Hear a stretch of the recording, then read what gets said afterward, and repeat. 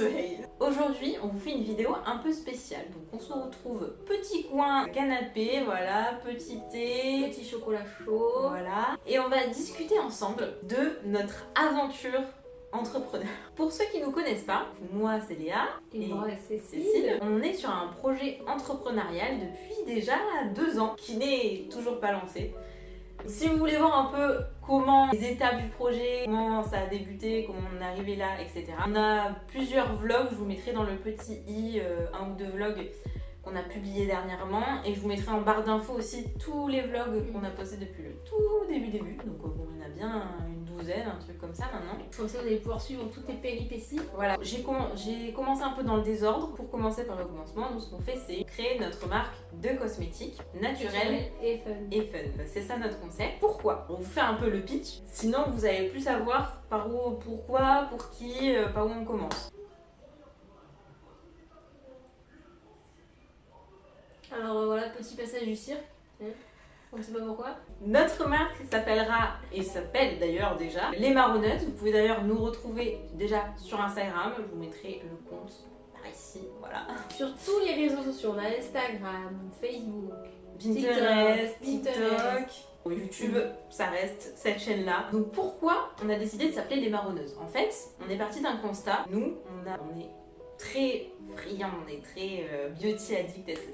Et donc, on avait énormément de produits de beauté avec des belles odeurs, des belles couleurs, il y avait des textures et tout, et ça, on adore ça. Et en fait, au cours de nos études, on s'est rendu compte, donc on a fait un master de dermocosmétique, ça nous a permis de nous rendre compte que les compositions de nos produits, en fait, qu'on les aimait bien nos produits, mais les compositions vraiment, c'était pas trop ça, quoi. Non seulement pour nous-mêmes c'était pas ouf, pour l'environnement c'était pas ouf, on s'est dit bon, faudrait peut-être changer ça, puis c'est pas grave, on va trouver quelque chose de plus naturel. Mais en fait, en cherchant, on a trouvé des produits naturels, mais c'est jamais aussi bien, c'est jamais autant la texture, la couleur, l'odeur et tout, ça n'a rien à voir avec les produits plus conventionnels. Donc comme on a râlé pour ces compositions, on a râlé encore une fois pour ce côté naturel pas assez fun, donc on se dit c'est pas grave, on va créer nos propres produits naturels et fun, et comme on n'arrête pas de râler, on va s'appeler Les Marronneuses. C'est de là où vient le nom, aussi pour toutes celles qui râlent comme nous et veulent faire partie de la team des Marronneuses. Je vous explique pour ceux qui ne connaissent pas ce mot, puisque c'est un mot marseillais, parce que nous on est de Marseille, on fait tout dans la région, on a conçu nos produits ici, on a fait d'ailleurs toute la formule, c'est nous. Du coup si c'est pourri, C'est notre faute. pour l'instant on est toutes les deux sur le projet, du début jusqu'à maintenant. Et c'est pour ça qu'on s'est dit que bon, depuis 2 ans, on a quand même essuyé les plâtres, hein. Quand on s'y connaît pas, enfin parce que voilà, nous ce qu'on a fait c'est de la cosmétique, donc on s'y connaît parfaitement dans notre domaine. Par contre l'entrepreneuriat, les comptes, les lois, les ci et là, ben, on n'y connaît rien quoi. Comment on a fait pour en arriver là et s'en sortir et avoir quelque chose de quand même bien fait et bien construit, tout ça. On va vous donner nos 10 astuces, enfin à moins qu'il y en ait des bonus. Mais on va vous donner nos principales astuces pour y arriver quand on part de rien comme nous, on n'a pas fait d'études de marketing ou d'entrepreneuriat. Et nous on n'a pas fait ça. Entrepreneur pour les nuls. Voilà. Alors, première astuce, c'est développer son réseau. Participer Ça, à c'est des super important. événements, avoir un maximum de contacts, c'est essentiel. Ouais. C'est le pro. Si vous devez faire un truc, C'est ça. c'est- Tu vois, il repasse une deuxième fois.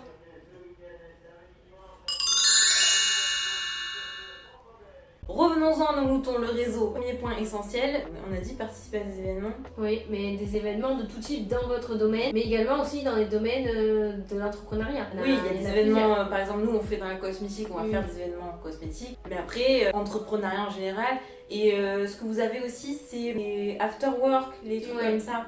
Ça c'est pas mal aussi pour connaître du monde, qui est comme vous et qui cherche à connaître aussi du monde. Et comme ça, on se crée petit à petit un réseau de plein de personnes. En plus, tous contents de se rencontrer entre nous, C'est ça. parce qu'on est tous tout seuls, et de voir qu'au final, on a les mêmes problématiques, et ça permet de s'entraider, quoi. Un peu lié à l'astuce 1, en deuxième, ça serait trouver un système d'accompagnement. Ça peut être plusieurs choses, parce qu'il y a des systèmes d'accompagnement qui sont payants, donc ça, si vous avez les moyens, Bon, pas de problème. Mais nous, on n'avait clairement pas les moyens. L'avantage, c'est que on était encore assez jeunes. En fait, on sortait des études. Alors, je sais plus jusqu'à quel âge c'est. Pépite. Non, je crois pas qu'il y ait une limite d'âge, c'est juste qu'il faut que tu sois encore étudiant. Jusqu'à 2 ans après ton diplôme, je crois. Vous pouvez participer comme nous avons fait, ambassadrice numéro 1. Alors, on va pas vous refaire tout le système de comment fonctionne Pépite. Encore une fois, je vous mets dans le petit i la vidéo où on explique vraiment comment ça fonctionne, comment on s'inscrit, quels sont les types de parcours. Et je vous mettrai aussi en barre d'infos. Nous, ce qu'on a fait avec Pépite, c'est qu'on avait le statut d'étudiante entrepreneur.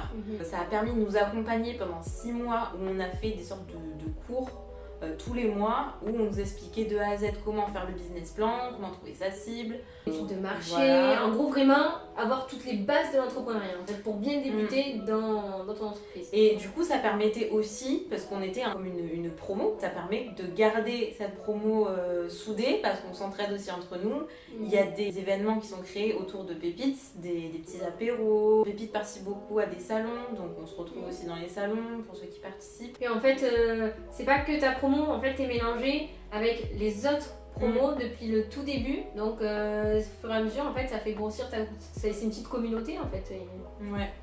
Si jamais le comité Pépite France passe par là, nous, ce qu'on aimerait, c'est le seul truc qui nous manque, je trouve, à Pépite, c'est qu'il n'y a pas assez de liens entre les pépites de chaque région. Parce qu'en fait, il y a un pépite différent à chaque région.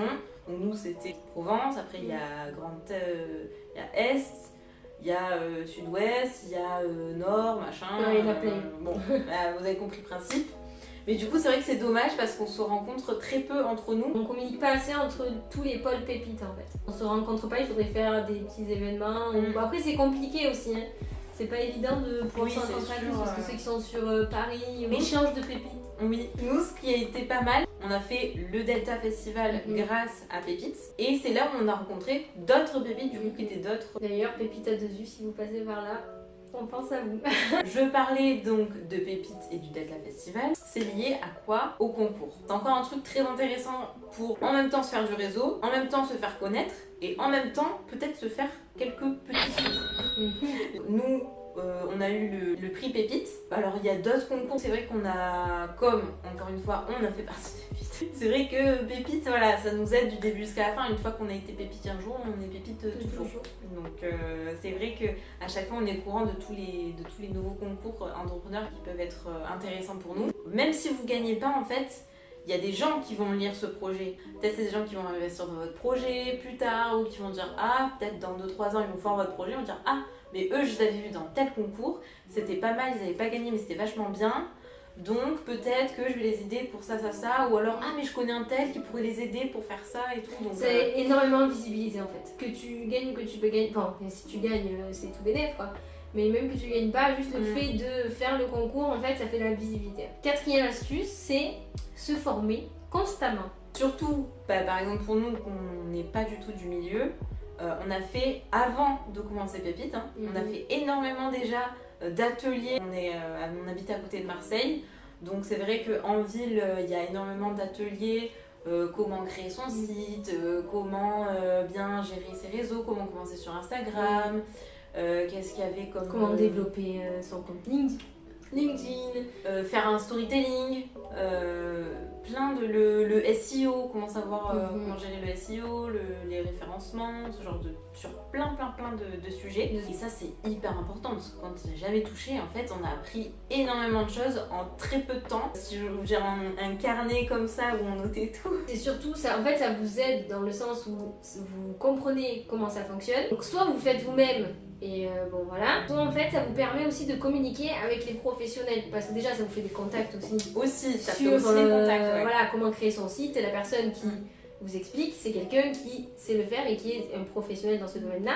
Puis même pour pouvoir communiquer avec tous les professionnels quand on y comprend rien et qu'on peut se faire avoir clairement, au moins vous savez un petit peu comment ça se passe et vous pouvez éviter de vous faire arnaquer. C'est vrai. Voilà. C'est vrai qu'on on a fait un atelier comment coder sa page. Alors ça nous a pas servi dans le sens où bon au final on n'a pas codé notre propre page internet, mais on sait toucher au code, on sait comment ça fonctionne et tout. Donc si quelqu'un il dit quelque chose qui n'a aucun sens, voilà c'est ça. On va comprendre, on va dire pour qui tu me prends là. Ça permet de bien communiquer en fait avec les professionnels. Parce que quand on est entrepreneur et qu'on commence deux comme nous tout seul, il faut savoir tout faire. Il faut toucher à tout, faut au moins avoir des bases sur à peu près tous les domaines. Même si bon, on sera jamais expert dans tout, c'est pas possible, mais au moins avoir les bases sur. Oui, ou alors quand on aura 70 ans quoi. Ouais.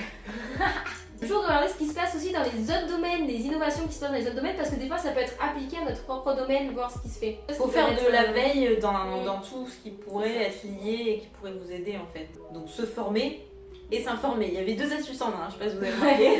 Encore un autre point très important qu'il faut faire vraiment dès que possible, dès que vous avez l'idée de votre produit qui est définie, faire un prototype et le faire tester au plus grand nombre, le faire tester à tous les gens autour de vous et pas que votre famille aussi. Je sais que c'est compliqué parfois de trouver des gens pour faire tester, mais trouvez un moyen. Trouvez un moyen de faire tester vos produits parce que... Produits ou services. Produits ou services, oui. C'est parce qu'on est sur les produits, mais aussi par rapport aux services. C'est une super idée. Mais peut-être que ça va pas marcher juste parce que c'est pas assez bien présenté qu'il faut refaire le truc de manière à ce que en fait ce soit présenté pas comme nous on le pense mais comme les gens le voient et machin. Vous avez compris le truc. Nous faut savoir que nos produits de base ils ne ressemblent pas du tout. Ils ressemblent quand même à ce qu'on avait fait au début, mais ils ont énormément évolué, changé, on a changé d'idée, on est revenu à ce qu'on avait dit avant, vraiment pour en arriver là, il y a eu beaucoup d'évolution au final. Qui nous amène sur une autre notion, le pivot, savoir pivoter. Alors, pivoter son projet, c'est-à-dire, en gros, vous apercevez que votre projet prend une direction qui n'est pas forcément la bonne, et il faut ajuster, faire des changements. Il ne faut pas avoir peur de faire des changements. Et en gros, c'est, maintenant j'en suis là dans mon projet, ça ne va pas, ça ne fonctionne pas. Par exemple, nous, on n'a pas réussi à valider réglementairement nos produits. Donc il faut prendre une décision. Donc on a choisi de pivoter en changeant un élément de notre projet pour pouvoir faire vivre le projet. Il ne faut pas avoir peur. C'est pas forcément un échec, il faut savoir prendre des décisions et savoir pivoter. Votre idée de base, faut se dire que peut-être qu'à la fin, ça sera pas ce que vous avez pensé au début, ça sera peut-être pas parfait comme vous l'avez pensé parce que malheureusement on peut pas toujours faire parfaitement comme on veut, même jamais en fait il y a beaucoup de contraintes. Que ce soit niveau prix, niveau faisabilité, parce que des fois c'est pas forcément faisable, niveau réglementation, niveau... Il y a plein de facteurs aussi, en fait. Donc il y a des choses que quand on débute on peut pas forcément faire au début et qu'on pourra faire peut-être plus tard. C'est ça. Ce que je pourrais ajouter sur le pivot, c'est que si vous avez... en fait, nous ce qui se passe, c'est vrai que nous-mêmes on a du mal à pivoter, mais en fait on va jusqu'au bout de notre idée. Et là, quand on a tout testé, qu'on voit que vraiment ça marche pas, là on se dit ok, on change et on fait ce qu'on ne voulait pas spécialement faire de base, mais tant pis, faut le faire, on le fait. Allez jusqu'au bout de votre idée si vraiment vous voulez pas abandonner. Testez toutes les manières d'arriver jusqu'au bout de cette idée-là, mais par contre, à un moment donné, il faut faire un choix. Si vous voyez que ça marche jamais, faut changer. Faut changer. Après, nous on dit ça parce qu'on n'a pas trop engendré de frais liés à nos idées. C'est vrai, oui. Parce que quand il y a beaucoup de francs jeux, il vaut mieux réfléchir en amont quand même. De pas se lancer et de faire faillite directe. C'est vraiment quand on peut aller jusqu'au bout, parce que nous on n'avait pas trop engendré de frais, donc on a réussi à aller jusqu'au bout. Mais D'ailleurs, ça me fait penser à une autre astuce. Dépensez le moins possible tant que vous n'êtes pas lancé. Même quand vous êtes lancé au début, faut essayer d'économiser le moindre centime. Ouais, en fait, c'est limiter ses frais, vraiment faire que l'essentiel. Vous allez voir, dans la vie d'entrepreneur, il y a beaucoup de changements, beaucoup d'imprévus. Faut avoir des sous sous la pédale, quoi. Au cas où il y a un problème. Oui. Sinon, c'est faillite directe. Donc, vaut mieux avoir de la réserve au cas où. Faut pas se dire, tant pis, je me paie pas la première année, et puis je me paierai pas la deuxième si je peux pas, et puis je me paierai pas la troisième. Le problème, c'est qu'à un moment, même vous êtes obligé, entre guillemets, de vous payer et de prévoir ça par rapport aux banques. Si vous demandez de l'argent, on va vous dire, non mais votre truc, si vous vous payez jamais, c'est que c'est pas viable. Oui, voilà, en fait, faut prouver que c'est viable.